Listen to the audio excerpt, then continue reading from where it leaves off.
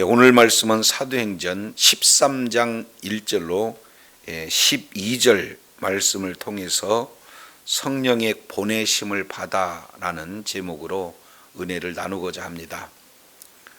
우리가 사도행전 1장 8절을 근거로 해서 사도행전 전체 내용을 통해서 살펴보면 제 3부로 구성되어 있다.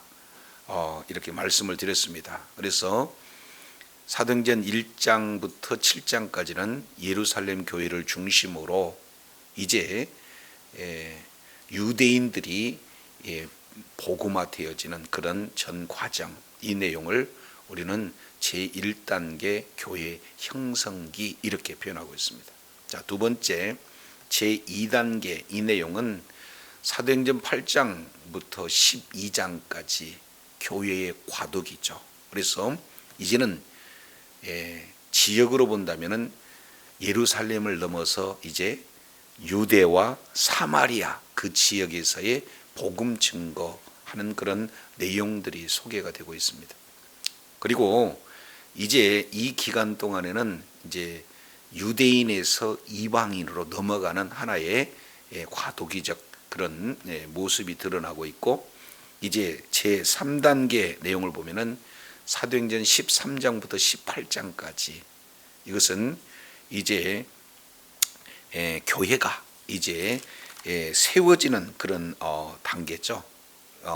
뭡니까? 확장되어지는, 그래서 교회 확장기. 그래서 사도행전 13장부터 28장까지 여기는 안디옥 교회를 중심으로 해서 땅끝까지 복음이 전파되어지는 전 과정이 지금 소개되고 있습니다. 그 중에 이제 오늘 사도행전 13장 내용을 통해서 보면은 안디옥 교회를 중심으로 한 세계 선교가 이제 확장되어져 가는 그런 선교의 하나의 중심축이 되어지고 선교회로 전환되는 그런 전환의 핵심 장이 바로 사도행전 13장, 우리가 이렇게 볼 수가 있습니다. 자, 특히 오늘 사도행전 13장 1절 내용을 통해서 보면은 안디옥 교회에 선지자들과 교사들이 있다 이렇게 표현하고 있습니다. 그래서 안디옥 교회의 구성, 이제 지도자리 구성 인물들이 5명 정도 이렇게 소개되고 있어요. 그래서 안디옥 교회에는 여러 가지 많은 특징을 말씀을 드릴 수 있지만 크게 5가지로 생각해 볼 수가 있습니다. 첫 번째, 이 안디옥 교회가 언제 어떻게 세워졌는가, 이 내용을 우리가 조금 더 자세히 보려면 11장 잠깐 보겠습니다. 11장 19절 내용을 보면은 이렇게 표현하고 있죠. 그때에 스데반의 일로 일어난 환란으로 말미암아 흩어진 자들이 베니게와 구브로와 안디옥까지 이르러, 이렇게 표현하고 있죠. 그래서 세 지역이 나옵니다. 베니게, 그리고 구브로, 안디옥. 이제 스데반의 그런 어떤 일로 인해서 예루살렘 교회 성도님들이 뿔뿔이 흩어지게 됐죠. 그리고 이 흩어져 가는 그런 지역이 예루살렘에서 그 부근과 조금 더 멀리 떨어지는 그런 장소인데, 오늘 11장 19절에 나와 있는 이 내용을 통해서 보면은 구브로, 그리고 베니게, 안디옥까지 이르는 그런 역사가 나타났어요. 그런데 문제는 19절 보니까 유대인에게만 말씀을 전했다 이렇게 표현하고 있죠. 지역적으로는 예루살렘, 그 다음에 온 유대와 사마리아, 이렇게 이방 땅으로 지금 퍼져나가는 양상을 보이고 있지만 대상은 여전히 유대인에게만 복음이 증거되어지고 있죠. 그런데 여기서 놀라운 그런 변화의 역사가 나타나는 게 20절입니다. 그 중에 구브로 그리고 구레네 몇 사람이 안디옥에 이르러 헬라인에게도 말하여 주 예수를 뭐했다? 전파했다. 대상이 누굽니까? 이제는 헬라인, 이방인에게도 복음이 증거되어지는 역사예요. 그래서 안디옥 교회의 첫 번째 특징, 이 내용을 보면은 이제 이방인들을 중심으로 한 바로 이방인 교회가 이방인 교회가 바로 되어졌는데, 그 이방인 교회에서 첫 번째 진행하는 내용은 뭐냐? 전도하는 교회였다, 이렇게 표현하고, 유대인만 아닌 이방인에게 이제 복음이 증거되어지는 바로 전도하는 교회가 이 안디옥 교회의 첫 번째 특징, 이 내용입니다. 그런데 두 번째 내용을 통해서 살펴보면은 그 뒤에 이렇게 표현해요. 21절 보니까 주의 손이 그들과 함께 하심에 수많은 사람이 믿고 주께 돌아오더라. 이제 하나님의 뜻은 유대인에게만 복음이 증거되는 건 아니잖아요.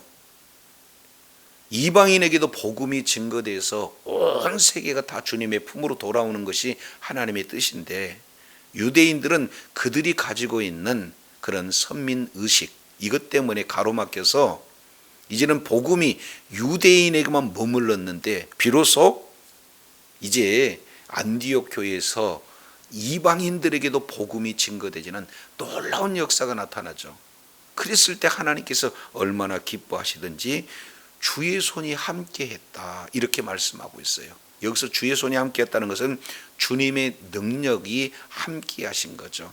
그러니까 이제 더욱더 수많은 사람들이 주님의 품으로 돌아오는 내용은, 물론 안디옥 교회 성도들이 복음을 전해서도 되지만 성령님의 놀라운 역사로 말미암아 이렇게 주님의 품으로 돌아오는 거예요. 그래서 두 번째 특징 내용 중에 하나는 내용이 뭐냐? 바로 주님의 손이 함께하는 교회다. 하나님이 기뻐하시는 그런 어떤 교회다라는 것을 우리가 살펴보게 됩니다. 자, 세 번째 내용을 통해서 우리가 보게 되면, 안디옥 교회가 주의 손이 함께함으로 말미암아 많은 인원들이 돌아오게 되고, 그러다 보니까 예루살렘 교회에서 이제 거기에 적합한 지도자 바나바를 파송하게 되었는데, 바나바가 또 특징이 뭡니까? 착한 사람이었다. 그리고 또 뭡니까? 바나바 이 내용을 봤더니 성령과 믿음이 충만한 자였다. 그러니 지도자가 파송이 되어서 더 많은 큰 무리가 이렇게 주님 앞에 돌아와요. 그래서 혼자 이것을 감당하지 못해서 이제 사울에게 찾아가서 1년 동안 뭐 합니까? 제자 훈련을 하게 되었죠.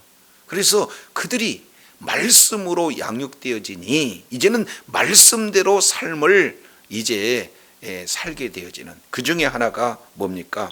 하나님이 성령의 음성으로 천하의 흉년이 든다. 아직 흉년이 나오지도 않았는데 이 말씀은 그대로 이루어질 것을 믿고 이렇게 구제에 힘쓰는 그런 교회가 되어졌다라는 것을 우리가 살펴볼 때요. 그래서 말씀으로 훈련되어지고, 그리고 말씀을 실천해서 진정한 구제하는 교회가 되어졌다. 이것이 세 번째 안디옥 교회의 특징이다. 이 부분들을 우리가 11장 속에서 찾아볼 수가 있습니다. 자, 이제 12장 25절 하반절에 보니까 바나바와 사울이 부조하는 일을 마치고 이제 마가라는 요한을 데리고 예루살렘에 돌아왔다. 그래서 구제하는 교회다라는 것을 다시 한번 강조하고 있습니다. 이제 네 번째 이 내용을 통해서 보면은 13장 1절에 아주 중요한 표현들이 기록되고 있죠. 안디옥 교회에 선지자들과 교사들이 있다, 이렇게 표현하였습니다. 그러니까 이것은 선지자들이 있고 교사가 있다, 이런 표현보다는 한 사람이 선지자의 역할도 하고 또 교사의 역할도 하는 그런 내용이 되겠습니다. 여기서 선지자다라고 하는 것은 프로페테스라고 해서 예언자, 또 다른 표현은 설교자, 이렇게 표현하는 거죠. 그래서 하나님의 말씀을 잘 증거하는 그런 자들, 선지자들, 이런 자들과 교사들, 디다스칼로스라는 단어를 쓰는데 연구해서 지금으로 본다면은 신학자들 이렇게 표현하는 겁니다. 그러니까 말씀을 연구하는 사람, 또 하나는 말씀을 연구한 것을 토대해서 말씀을 전하는 사람, 이런 지도자들이 안디옥 교회에서 있었는데 그 중에 5명이 소개가 되고 있습니다. 자, 이것은 바로 영향력을 중심으로 구성이 되어 있는데 첫 번째는요, 바나바. 우리가 바나바는 잘 알겠지만 정통 유대인이었다라는 것을 우리가 살펴봤습니다. 그래서 정통 유대인인데 바로 헬라어에 능숙한 자다. 그리고 그 출신은 어디냐? 바로 여기 뭐예요? 바보섬, 구브로 섬에서 이제 그 고향이 되겠죠. 그러니까 거기에 가장 합당한 이방인 출신이요, 정통 유대인의 길을 걷는, 그래서 안디옥 교회 담임 목사로 이렇게 세워진 자가 바로 바나바다, 이것을 보게 돼요. 자, 그리고 두 번째 등장하는 인물이 누굽니까? 니게르라 하는 시므온. 여기서 니게르라는 것은 라틴어 내용을 통해서 보면은 검다, 이 내용입니다. 그래서 이 니게르에서 영어 니그로가 나옵니다. 여기 흑인이라고 표현하는 거죠. 그래서 니게르라 하는 시므온, 이 내용은 학자들이 대부분 이렇게 주장하는 내용처럼 지금 구레네 시몬, 그러니까 십자가를 억지로 지고 갔던 구레네 시몬, 이 내용으로 이렇게 보게 됩니다.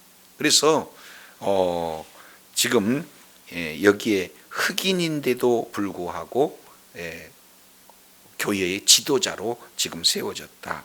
그리고 구레네 사람 루기오, 정확한 정보는 이렇게 나타나지 않지만 구레네 출신 루기오, 이 내용은 우리가 11장 22절 26절 이 내용을 통해서 봤더니 이제 구브로와 그리고 베니게와 안디옥에 이르러서 복음을 전하는 전도자, 이런 정도로 지금 알려져 있는 인물입니다.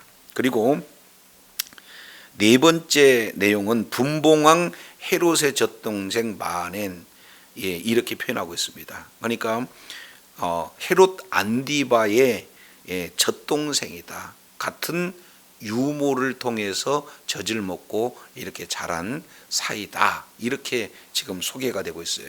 그러니까 그때 당시에 가장 박해하던 그런 뭡니까? 헤롯 안디바, 그런 어떤 분봉 왕이었으니까, 그러니까 같은 어머니로부터 자랐는데 한 사람은 기독교에 대해서 가장 배척하고 대적하고 죽이는 일을 했지만 똑같은 젖을 먹고 사는 또 다른 사람은 이 안디옥 교회에서 지도자로 선지자 교사의 그런 사명을 잘 감당하는 그런 모습들을 보여주게 되죠. 자, 그리고 마지막에 한 단어, 참 중요한 내용이죠. 및 사울. 그러니까 여기에서 나타나는 4명은 비중 있게 중점적으로 다루는데 및 사울이라는 것은 좀 이제 뭔가 다루는 데 있어서 맨 마지막에 지금 소홀히 되어지는 그런 의미가 부여됐잖아요. 그래서 총 바나바로부터 사울까지 한 사람 한 사람 근거를 이렇게 통해서 보면은요, 매우 다양합니다. 모두 다 이방인 출신이고, 근데 여기서 이제 우리가 조금 생각해 볼 수 있는 내용들이 있어요. 자, 면면을 보게 되면은 예루살렘 교회는 누구를 중심으로 활동을 했습니까? 12 사도를 중심으로 이렇게 활동을 했잖아요. 근데 여기는 12 사도가 한 사람도 포함이 되고 있지 않아요. 그러니까 이제는 사도 시대가 아니고 이제 새로운 지도자의 시대가 열렸다, 이 내용들을 보게 됩니다. 그런데 조금 더 자세히 살펴보게 되어지면은 여기에 흑인이라고 이렇게 표현하면은 폄하해서는 안 되지만 유대인들의 사고로 보면은요, 이방인 그리고 흑인 이런 내용으로 보면은 아예 그냥 취급을 해주지 않는 그런 존재잖아요. 근데 여기서는 어떻게 돼요? 안디옥 교회에서는 지도자로 이렇게 세워지는 거예요. 그리고 사도 바울, 지금 사울이라고 표현되고 있는데 얼마나 교회를 박해했습니까? 그잖아요. 근데 이제 실제 그 시대에 가장 박해하는 그런 어떤 분봉왕 헤롯, 그와 연관되어 있는 사람이 지도자로 왔다? 이거 사실은 쉬운 일이 아니에요. 자, 그래서 지금 한 분 한 분 이 내용들을 보니까 얼마나 다양한지 몰라요. 그래서 출신도 다르고 신분도 다르고 인종도 다르고 다양한 그런 어떤 계층의 사람들을 지도자로 세웠다. 그래서 크게 네 번째 안디옥 교회의 특징은 이렇듯이 바로 인재를 양성하는 일꾼은 그럴 일꾼을 세우는 교회의 특성을 이렇게 보이고 있다. 이것을 보게 됩니다. 자, 그래서 다양한 그런 신분과 계층과 인종, 이 내용이 다 성령 안에서 하나가 되어서 안디옥 교회를 섬기는 이런 아름다운 모습이 지금 안디옥 교회의 내용을 통해서 이렇게 드러나게 되는 거죠. 자, 그래서 이제는 그 뒤에 다섯 번째 내용을 통해서 보면은요, 13장 3절 내용을 보니까 이에 금식하고 기도하고 두 사람을 안수하여 보내니라. 그러니까 이제 본격적으로 제1차 선교 여행을 위해서 바울과 바나바를 지금 따로 세워서 파송하는 내용입니다. 그래서 다섯 번째 안디옥 교회의 특징 내용을 보면은 선교사를 파송하는 교회예요. 자, 이처럼 안디옥 교회에 주어지는 여러 가지 특성이 있지만 다섯 가지로 우리가 살펴봤는데, 이 전도하는 교회, 그리고 또 구제하는 교회, 주의 손이 함께하는 교회, 저 인물을 세우는 교회, 일꾼들을 세우는 교회, 그리고 선교사를 파송하는 교회, 이런 교회가 바로 하나님께서 이제 예루살렘 교회를 주축으로 했다면 이제 안디옥 교회가 뭐예요? 이제 세계 선교의 주역이 되는 그런 어떤 교회가 되어졌다라는 것을 보게 돼요. 가장 근본적인 내용은 하나님의 뜻이 머물러 있는 교회이기 때문에 그렇습니다. 왜냐하면 하나님의 뜻은 뭐예요? 땅끝까지 복음을 증거하는데, 이제 유대인의 사고에 머물러 있던 이런 예루살렘에서 그 중심축이 어디로 연결이 돼요? 안디옥 교회로 연결이 돼요. 그래서 지금 계속해서 우리가 살펴봤지만 10장 그리고 11장 이 내용을 통해서 유대인의 사고를 얼마나 깨트리려고 우리 주님께서 애를 쓰고 있는지 몰라요. 그런데 나중에 15장 우리가 조금 더 살펴보겠지만 15장 내용을 통해서 보면은 유대인들이 아예 그들은 유대 사고로 찌들어서 예수님을 믿어도 할례를 받아야 된다는 이 할례 논쟁이 이 15장에 계속해서 연결됩니다. 그래서 이 유대인들을 가지고 세계 선교하는 데는 더 이상 이제 주역으로 쓸 수가 없기 때문에 안디옥 교회로 이제 그 축이 넘어오는 그런 어떤 모습이에요. 그래서 저도 여러분도 성령의 그런 어떤 민감한 주의 뜻을 잘 분별해서 성령의 이제 민감한 그런 어떤 자를 우리 주님께서 주역으로 쓰신다는 사실을 깨닫고 성경에 민감한 교회요 저와 여러분들이 되어야 될 줄로 믿습니다. 자, 이게 이제 13장 1절 내용을 통해서 우리가 크게 안디옥 교회의 특징 이 다섯 가지 내용을 살펴봤습니다. 자, 이제 13장 2절 이 내용을 통해서 보면 주를 섬겨 금식할 때에 성령이 이르시되 내가 불러 시키는 일을 위하여, 여기서 거기다가 대가로 한번 쳐보세요. 내가 불러 시키는 일을 위하여. 이것이 바로 우리 하나님의 뜻이에요. 그래서 이 일을 위해서 성령님이 직접 말씀하시는 내용은 바나바와 사울을 따로 뭐해라? 세우라. 여기서 주어가 누가 됩니까? 성령이에요.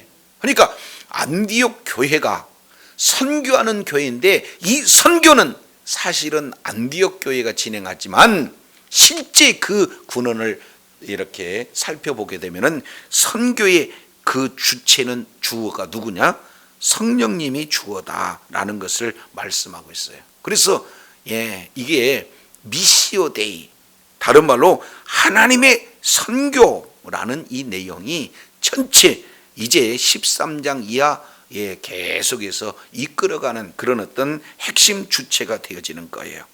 내가 불러시키는 일을 위하여 바나바 그리고 사울을 따로 세우라. 그래서 14절 보겠습니다. 14절, 두 사람이 성령의 뭐를 받아?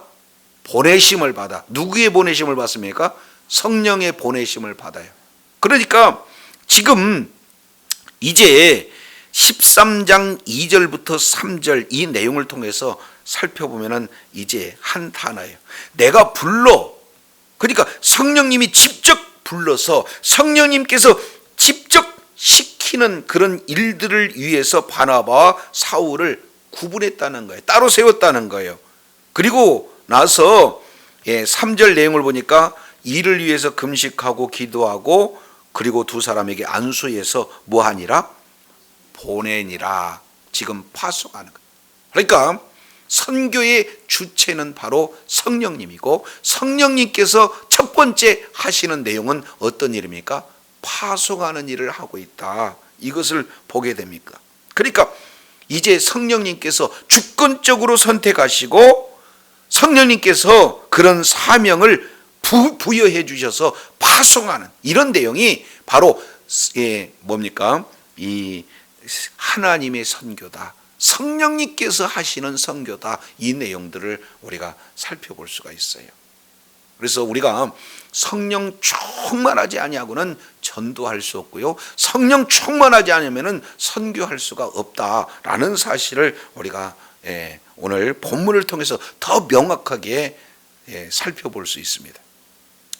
그래서 사도행전 1장 8절 내용을 보면은 하나님의 일을 이제 진행하는 것을 사도행전 1장 8절에 부활의 주님이 말씀하고 있어요. 40일 동안 이제 이 지상사역동에서 집중하는 내용은 하나님의 일을 이제 집중적으로 말씀하고 있는데 그 하나님의 일은 사람의 능력으로 사람의 지혜로 할 수가 없어서 이제는 너희는 예루살렘을 이제 떠나지 말고 그리고 하나님의 약속하신 것을 기다려 이제 성령 충만함을 받을 때 이제 그 성령의 능력으로 지혜로 하나님의 일을 감당할 수가 있다.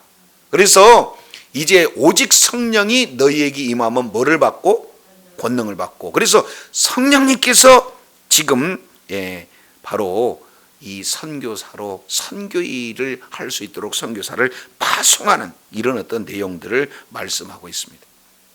자, 이제 두 번째 성령님께서 하시는 그런 내용을 보면은 13장 4절 내용을 보니까 두 사람이 성령의 뭐를 받아? 보내심을 받아.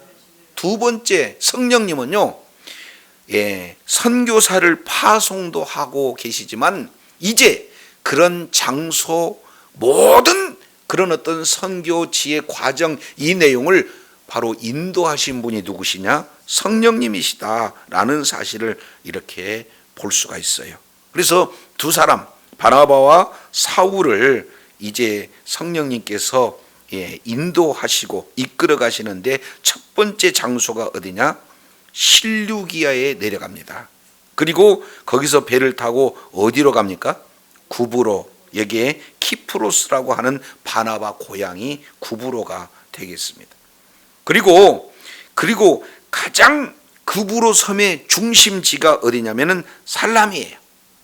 그리고 그 살라미에서 어디까지 가느냐? 6절에 바보까지 간다 하는 것을 보게 돼요. 그래서 세 개, 구브로, 살라미, 바보, 이것은 바로 중심지가 어디냐? 구브로고 입구 처음 하는 그런 내용이 살라미와 바보에 이르는 그런 어떤 과정 속에서 선교가 이루어져요. 이것은 누가 지금 이 방향대로 이끄시는 거예요? 성령님께서 이끄셔요. 그래서 우리 모든 이제 행하는 그런 일들 가운데 성령님의 인도함을 받는 자가 바로 주의 뜻을 이루신다는 것을 기억하시기 바랍니다. 그래서 늘 성령의 인도함을 받기 위해서 이제 성령께 여쭤보고, 그리고 성령의 인도함을 받을 때 이제 내 뜻, 내 생각이 이루어지는 것이 아니라 주의 뜻이 이루어지는데 끝까지 의로운 병기로 쓰임받게 될 줄로 믿습니다. 자, 그 다음에 13장 이제 1절에는 안디옥 교회의 그런 어떤 내용들을 소개하고 있다면 2절, 3절은 파송했어요. 그리고 4절, 5절 이 내용을 통해서 보면은 이제 실라미에서 복음 전파를 하고 있는 그런 어떤 내용을 살펴봅니다. 5절 중반절 내용을 보니까 실라미에 이르러 가지고 하나님의 말씀을 유대인의 여러 회당에서 모았다? 전했다. 여기에 유대인의 여러 회당에서 하나님의 말씀을 전한다. 이거 미완료입니다. 계속해서 하나님의 말씀을 전하는데 어디에서 전하느냐?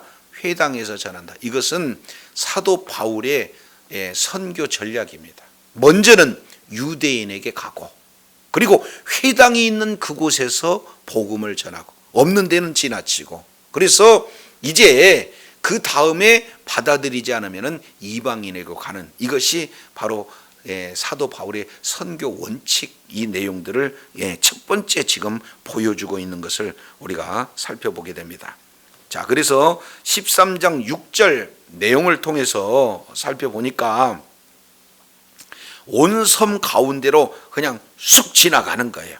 이것도 성령의 지금 인도함을 받는 거죠. 그래서 바보에 이르러 바 예수라 하는 유대인 거짓 선지자인 마술사를 뭐 했다? 만났다. 지금 이렇게 표현을 하고 있습니다.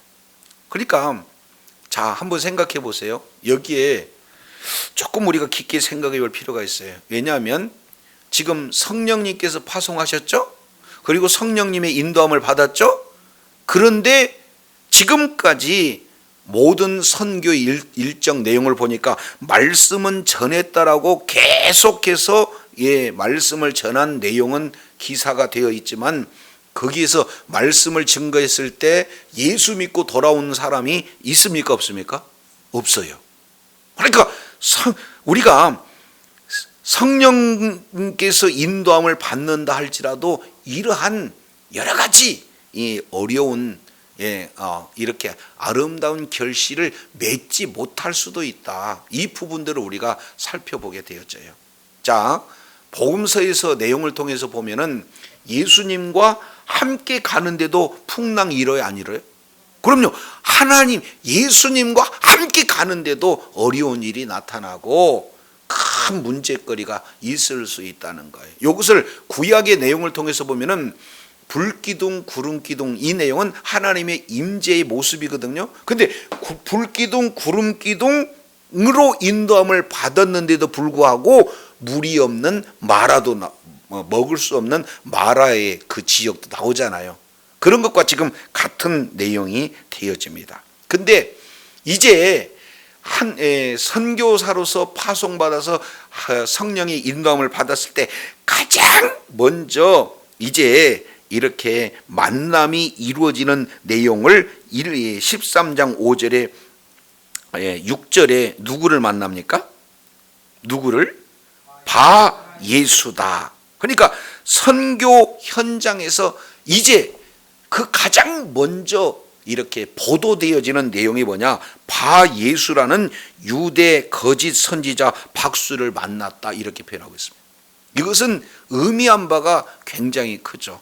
이제는 복음을 들고 성령의 인도함을 받아서 이제 가는 그곳에 가장 먼저 이렇게 만나는 그런 내용은 누구를 만나느냐? 바로 사탄에게 철저하게 매인 자입니다. 그러니까 선교에 의해서 선교를 진행하는데 맨 먼저 만나는 그런 어떤 현상은 사탄의 그런 방해가 그대로 이루어지는 것을 보게 됩니다. 이제 어떻게든지 사탄이는 광명한 이런 어떤 천사로 이렇게 나타나서 복음을 방해하고 있는 그런 어떤 모습을 보여요. 왜 그러냐면 자 보세요. 유대인인데 선지자래요. 근데 앞에다가 뭐라고 표현하겠습니까? 거짓 선지자. 그리고 박수 이렇게 표현하고 있습니다.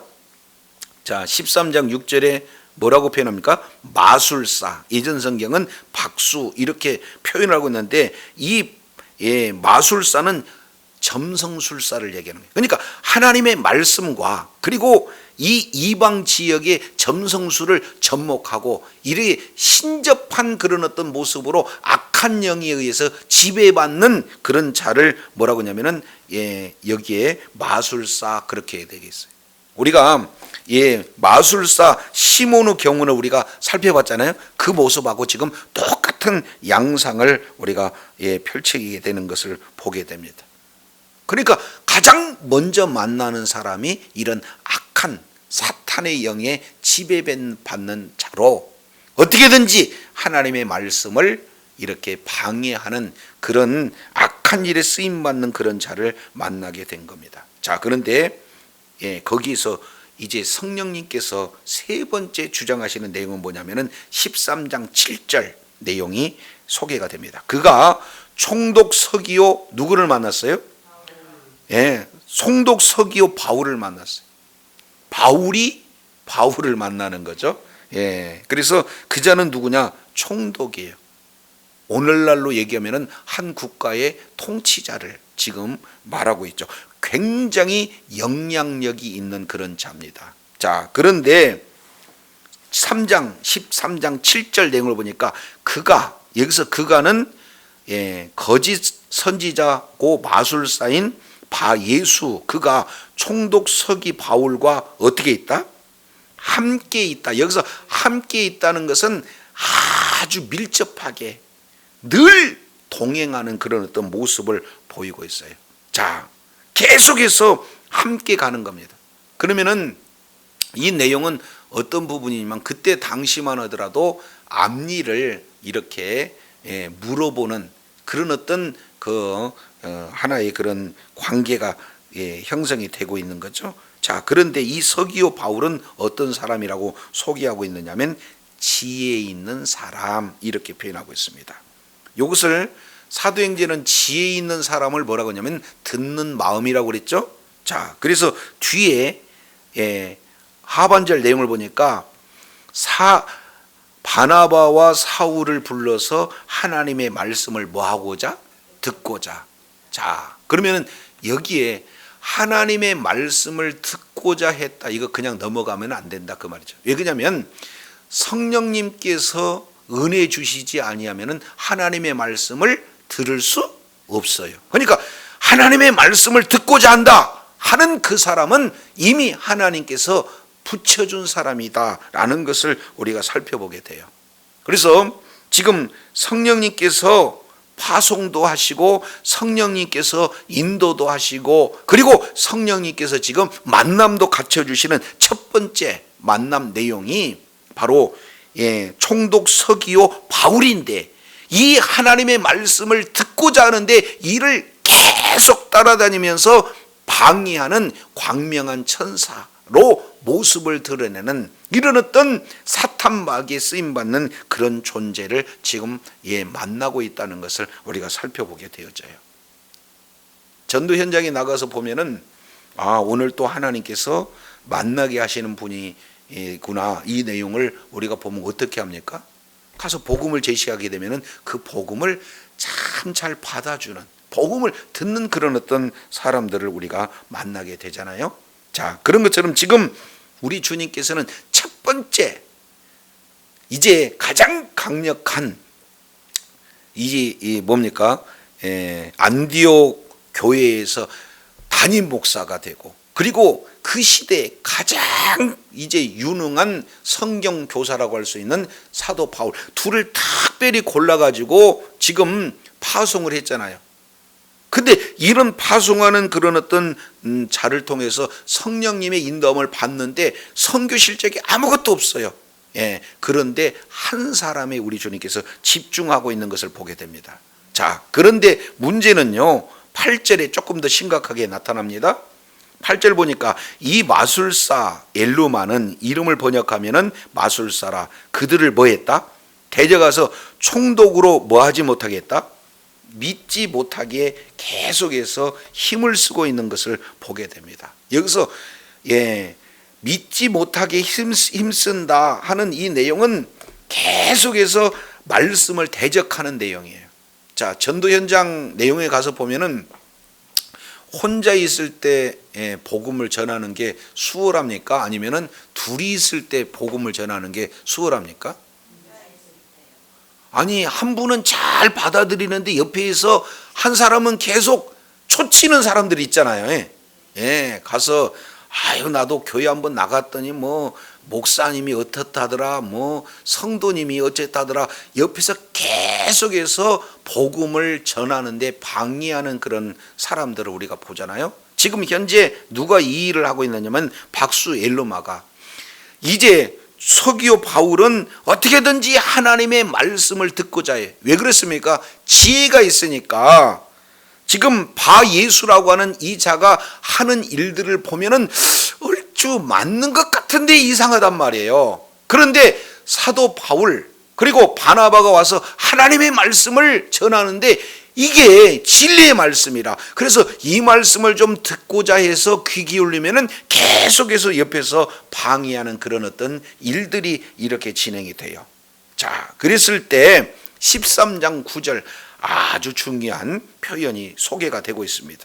여기는 한번 우리 다 같이 한번 읽어볼까요? 시작. 바울이라고 하는 사울이 성령이 충만하여 그를 뭐하고? 주목하고. 여기서 사울이 어떻다라고 표현하고 있습니까? 바울이라고 하는 사울. 그러니까 용어가 두 개가 나와요. 바울도 나오고 사울도 나오고. 그래서 바울이 변해서 사울이 된 것이 아니고 똑같은 동일한 인물에 바울이라는 이름도 있고 사울이라는 이름도 있는데, 바울은 로마식 이름이고 그리고 사울은 뭐가 되는 거예요? 유대식 이름이다, 그 말이죠. 그러니까 선교 여행을 갈 때는 사울로 가겠습니까? 바울로 가겠습니까? 바울로 간다, 그 말이에요. 왜? 이방인들을 위해서. 그죠? 그래서 이제 이름을 앞에다가 바울이라고 하는 사울에서 이제 지금까지는 사울을 썼다면 바울을 이름을 하고 있어요. 근데 그 바울에게 특징 지어지는 내용이 뭡니까? 성령 충만했다라고 말씀하고 있어요. 자, 그러면은 바울이 뭔가를 이렇게 해서 성령이 충만했습니까? 우리가 사도행전 2장부터 지금 12장까지 살펴보면서 때로는 안수했을 때 성령이 충만하고, 때로는 기도했을 때 성령이 충만하고, 때로는 말씀을 들을 때 성령이 충만하고, 이런 말씀이 뭡니까? 성령 충만하기 위한 뭔가의 내용들이 있잖아요. 근데 사도 바울은 지금 여기에 뭔가 사도 바울이 기도했다든지 말씀을 들었다든지 아니면 안수를 이렇게 받았다든지 이런 내용이 없잖아요. 그런데도 뭐 하고 있습니까? 성령이 충만해. 이 내용은 지금 사도 바울이 하나님의 말씀에 순종해서 어디 있느냐? 전도 현장에 있다는 거예요. 전도 현장에 있는 그 상태에서 성령께서 성령 충만으로 부어주고 있다는 사실을 우리가 살펴봐야 돼요. 굉장히 중요한 내용이잖아요. 그래서 복음을 증거하는데 복음이 이렇게 전해지지 못하도록 지금 계속해서 악한 영에 지배받는 자로 하여금 지금 방해를 받고 있잖아요.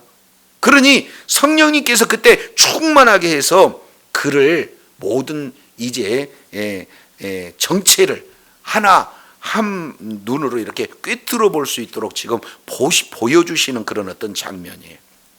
자, 그래서 그를 주목했다. 자세히 내면까지도 지금 살펴보고 있는 내용이에요. 그러니까 10절 내용을 보니까 모든 거짓 이렇게 얘기했죠. 여기서 거짓, 이 내용은 믿기라는 뜻이 있습니다. 믿기. 그러니까 어떻게든지 이제 뭡니까? 실족하게 만드는 거고, 두 번째, 모든 악행. 이 내용은 속여서 이익을 보는 것을 얘기해요. 그러니까 모든 거짓과 악행이 가득하다라는 것을 지금 한눈으로 보고 있어요. 이것은 사도 바울의 통찰력입니까? 성령 충만함으로 성령님께서 보게 하시는 내용입니까? 그럼요. 전도 현장에서 이제 영혼을 위해서 구원하기 위해서 복음이 복음되게 하기 위해서는 성령께서 이런 특별한 은혜를 주신다 그 말이에요. 근데 그 은혜가 뭐냐? 그런 능력이 뭐냐? 그 내면을 봤더니 얼마나 지금 거짓되고 악행이 가득한지를 보여준 거예요. 그래서 보여준 그대로 지금 선포하는 겁니다. 그리고 두 번째, 마귀의 자식이다. 세 번째, 모든 의의 원수가 되어진다. 이렇게 얘기해요. 그리고 그 다음에 네 번째, 바른 길을 굳게 한다라고 하는 것은 뭐냐? 복음을 지금 전하는데 그 복음, 전한 복음을 잘못 가게, 구부러지게 지금 가게 하는 그런 회방길에 이렇게 놓여 있다. 예, 그 부분을 정확하게 지적합니다. 그러면서 11절, 보라! 이제 주의 손이 내 위에 뭐 했다? 임해에 있다. 그래서 주의 손, 주의 권능을 얘기하는 거예요. 그러니까 여기에서 성령 충만했을 때 특별하게 지금 사물을 꿰뚫어 볼 수 있는 통찰력, 그리고 사람의 마음을 읽을 수 있는 그런 통찰력, 그리고 더 나아가서 주님의 능력이 함께 해 주셨어요. 그래서 내가 소경이 되어 얼마 동안 뭐를 보지 못한다? 해를 파지 못한다. 이것은 이제 지금 여기에 있는 마술사의 그런 어떤 술책 이런 내용이 아니라 성령의 능력으로 아예 그냥 눈을 멀게 하는 그런 내용입니다. 사도 바울도 주의 능력으로 다메섹 도상에서 눈이 뭐 했습니까? 어두워졌잖아요. 그러니까 자기 자신이 체험했던 그런 내용이기 때문에 아주 강력하게 지금 선포하고 있는 내용이에요. 근데 여기서 이제 한 가지 11절 하반절에 보니까 뭐라고 표현하고 있습니까? 아예 맹인이 돼버리라고 그런 거예요. 얼마 동안만 그래요? 여기서 얼마 동안이라는 것은 하나님의 사랑입니다. 공의의 내용도 있지만 사랑의 내용도 여기에 포함이 되고 있어요. 어떻게든지 회개할 수 있는 그런 기회를 이렇게 주는 겁니다. 그래서 이런 영적인 파워, 이제 그 내용을 전도 현장에서 그대로 보여주는 거예요. 이것이 사도 바울의 능력이겠습니까? 아니잖아요. 성령의 능력이 이렇게 드러나요. 그래서 성령님께서 이제 선교할 수 있도록 파송하시고, 또 성령님께서 이제 가라 하시는 구체적인 그런 어떤 내용으로 하나하나 인도하시고, 그리고 성령님께서 그러한 이제 예비된 영혼을 만나게도 해주시고, 복음을 전할 때 이런 성령의 능력도 나타나게 하셔서 이제 복음이 바로 증거될 수 있는 놀라운 역사는 누가 하시는 겁니까? 성령님께 하셔야 돼요. 그러니 우리가 성령 충만했을 때 주의 하나님의 나라의 일을 할 수 있게 되기 때문에 성령 충만을 받아야 증인의 삶을 살 수 있다는 것을 이렇게 말씀하고 있는 것을 우리가 다시 한번 살펴볼 수가 있습니다. 자, 그랬을 때 말의 권세 있어요. 말의 능력 있게 하셨어요. 그래서 즉시 어떤 일들이 나타나는 겁니까? 안개와 어둠이 그를 덮어서 인도할 사람을 두루 찾아요. 갑자기 이제 더듬더듬 거리고 이렇게 갈 수밖에 없는 그런 어떤 내용입니다. 그러니까 결국에는 자기가 총독 서기오 바울과 함께 있어서 장례가 어떻게 이루어질 겁니다 라고 충고하고 조언하고 자기가 인도하는 그런 사람임을 자청했잖아요. 근데 결국에는 어떻게 됩니까? 인도자 없이는 앞을 한 걸음도 걸을 수 없는 그런 이런 맹인의 그런 어떤 모습으로 전락이 되고 있는 것을 보게 됩니다. 자, 그래서 12절, 이게 이제 구브로에서의 선교 사역의 열매, 결실을 이렇게 표현하고 있습니다. 자, 12절 우리 다 같이 한번 읽습니다. 시작. 이에 총독이 그렇게 된 것을 보고 믿으며 주의 가르치심을 놀랍게 여기니라. 이제 총독이 드디어 하나님의 말씀을 바로 듣게 되고, 그 말씀을 통해서 이제는 능력이 실제로 눈에 보여지니까 더 믿음이 굳건해서 예수 그리스도를 믿는 믿음을 이렇게 소유하는 놀라운 열매를 이렇게 말씀하고 있어요. 그래서 선교 현장에 성령의 파송을 받아 성령의 인도함을 받고 성령께서 이렇게 만남을 주시고 성령의 능력으로 나타나는 결식이 딱 한 사람임에 불과하지만 이 한 사람은 총독이에요. 영향력이 강력한 사람입니다. 이런 사람을 통해서 주변의 복음이 이게 활발하게 증거될 수 있는 내용은 우리가 이렇게 그 위에 구체적으로 보지 않는다 할지라도 생각해 볼 수 있는 그런 어떤 내용들이 되어져요. 그래서 오늘 안디옥 교회의 이제 5가지의 그런 어떤 특징과 그리고 안디옥 교회의 특징 내용 중에 선교하는 교회인데 이 선교는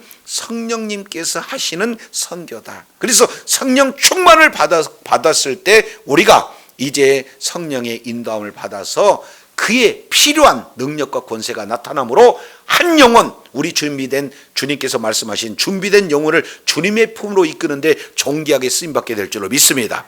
이렇게 성령 충만을 받아 하나님의 일을 하는데 성령의 권능으로 성령의 능력으로 함께해서 하나님 나라 확장하는 일에 존귀하게 쓰임받는 그런 복된 자리에 있어야 될 줄로 믿습니다. 기도하겠습니다. 하나님 아버지 감사합니다. 이 새벽을 열어주시고 특별히 이제 제 3부 이방 선교의 이제 주역이 되어지는 바로 안디옥 교회의 특성에 대해서 말씀하여 주시니 감사합니다. 그리고 선교가 바로 이제는 성령 하나님께서 주체가 되어 주셔서 선교가 이루어짐을 오늘 또 다시 한번 일깨워 주시니 감사합니다. 늘 성령께서 파송하시고 성령께서 인도하여 주시고 성령님께서 만남을 주시고 또 복음을 전할 때 성령님께서 능력과 권세를 허락하여 주심으로 이제 한 영혼을 주님의 품으로 이끌게 하는 것이 바로 주도적으로 성령님께서 하신 일임을 오늘 또 말씀을 통해서 일깨워 주셨사온즉 우리가 늘 성령 충만을 받아 주의 사명을 잘 감당하고 주님 앞에 존귀하게 쓰임받는 복된 자리에 있게 하여 주시옵소서. 우리 구주 예수님 이름으로 기도드립니다. 아멘.